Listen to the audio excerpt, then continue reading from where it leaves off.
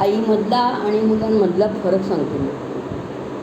आई असते ना, किती ठिकाणी काम करू दे, काही करू दे, कुठे असू दे, तरी आपल्या मुलांमध्ये तिच्या मुलांविषयी चालू असतं.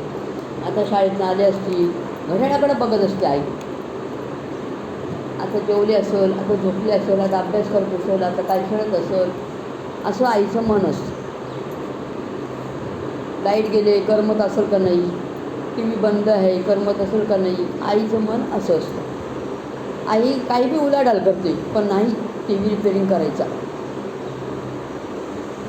आता मी माझीच कंडिशन सांगते. मी वेळ कधी कधी ना, मी टी व्ही विकला माझ्या परिस्थितीनुसार, पण माझ्या मनाला असं वाटायचं मुलांना करमत नसेल, मी नवीन परत टी व्ही घ्यायची.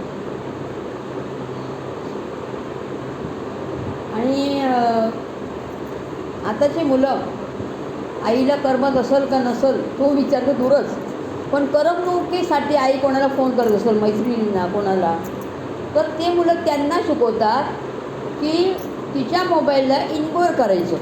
म्हणजे समोरून जर बोललं की मम्मीने फोन केला, मग काय उचलायचं नाही का, तर ते मुलं शिकवतात की इग्नोर करायचं, मी कामात आहे, मी इकडे आहे, मी तिकडे आहे, असं.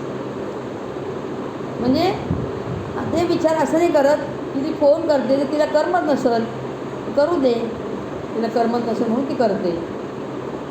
आणि ते मुलं असे विचार करतात.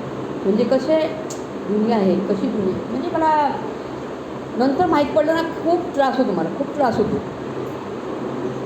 एक विचार केला की समोरची व्यक्ती सांगते की मम्मी फोन करते, मग हे पण चुकीचं आहे. एक विचार केला की आपण तर चांगल्या मताने बोलतो सगळ्यांशी, पण समोरची व्यक्ती कशी सांगते ना, मला खूप त्रास झाला. मी कसं या गोष्टीतनं म्हणजे कधी असं माहीत नाही ना, असं कोणाच्या मनात काय आहे ते, त्यामुळे मला खूप त्रास होतो. असं आहे माझं.